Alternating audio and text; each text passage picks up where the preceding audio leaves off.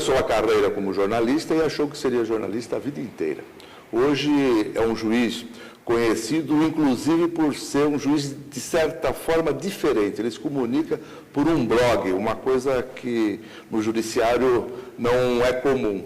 Estamos hoje recebendo, no núcleo de memória do Supremo Tribunal Federal, o desembargador Renato Nalini, que nos dá a honra desta entrevista. Prazer em recebê-lo neste nosso programa da TV Justiça. E eu gostaria de lhe perguntar inicialmente onde o senhor nasceu, em que época, em que ano e como foram os seus primeiros passos até chegar à primeira profissão, que foi a de jornalista. Nasci em Jundiaí, numa véspera de Natal, em 1945, né? Então, sou da geração do final da Segunda Grande Guerra. Meu pai era filho de imigrante italiano e minha mãe é filha, então, de uma mãe bem brasileira, de 400 anos, e de um pai alemão. Minha mãe queria que eu fosse médico, minha avó também, minha avó materna. Mas um dia, eu já no ginásio, eu gostava muito de vida política acadêmica, política ginasial, fundava aqueles grupos de discussão, clubinhos, como se fossem uma espécie de Rotary Lions, mas de menores, né? Tanto fui presidente do Rotaract.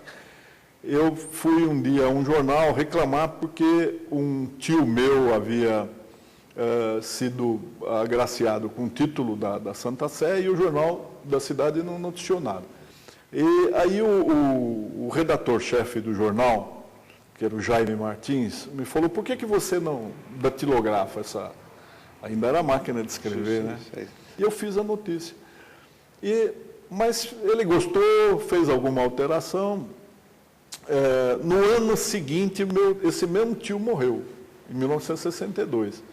E então eu voltei ao jornal, ele falou: seu tio outra vez? Eu falei: só que agora ele morreu, né? E eu acho que, sendo um sacerdote da cidade, precisaria ter uma notícia de destaque. E aí eu fiz a notícia e ele falou: então você vai ficar aí, vamos trabalhar um pouquinho, fica trabalhando com a gente aqui, você vai treinando. Quase como colaborador, né? Que era como se iniciavam as carreiras de jornalistas naquela época. Então, fazia de tudo, né? Notícia de esporte, notícia de polícia, fiz coluna social, depois comecei a fazer uma coluna de opinião de assuntos da cidade, né? O que levou um jovem prefeito de lá, o Valmor Barbosa Martins, a me convidar para ser secretário dele. E, ao mesmo tempo, eu fui verificando que medicina não seria compatível com aquilo que eu estava me endereçando. Eu estava me destinando a coisas mais de letras, de escrever, de pensamento, né? Tinha uma ojeriza por sangue. Até hoje eu posso ver sangue alheio, mas sangue dos meus filhos, agora de netos, me dá uma impressão muito ruim. E, ao mesmo tempo, nós recordamos uma história muito interessante.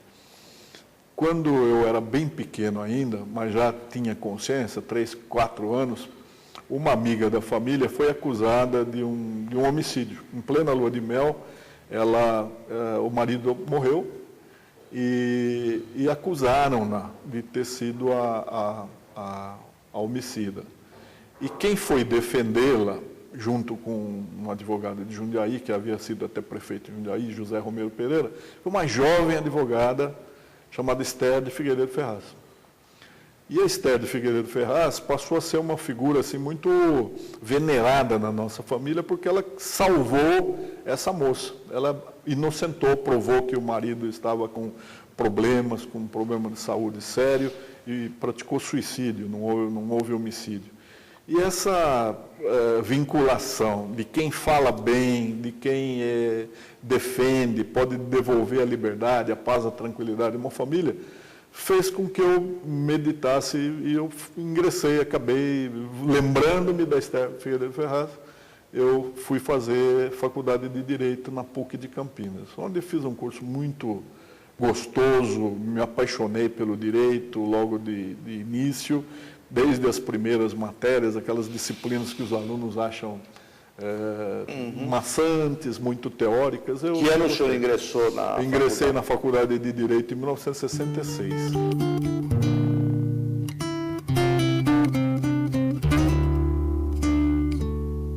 O senhor viveu um momento lá que havia um movimento estudantil forte, regime militar. É incrível que àquela altura eu não tinha muita noção. Veja que coisa paradoxal. Eu trabalhava num jornal que tinha uma tendência socialista bastante nítida, mas ao mesmo tempo eu morava numa cidade onde havia 2 quartéis. Então nós tínhamos uma ligação muito grande com os militares, era um convívio muito saudável, os jogos, as viagens, os tiros, exercícios de tiro real, eles faziam tiros na serra, mas naquela altura eu não tinha muita consciência do que estava acontecendo. E o senhor se bacharelou em Direito em que ano? Eu bacharelei em Direito em 1970.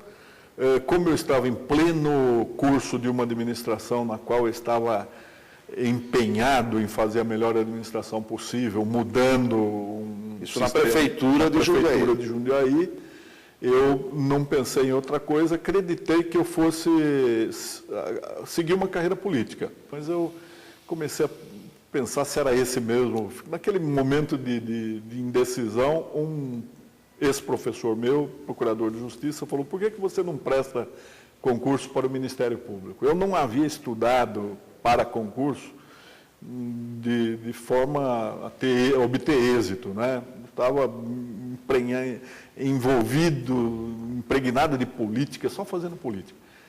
Mas eu fui prestar o concurso e, para minha surpresa, eu passei na primeira fase. Eu entrei em 1972, no Ministério Público do Estado de São Paulo.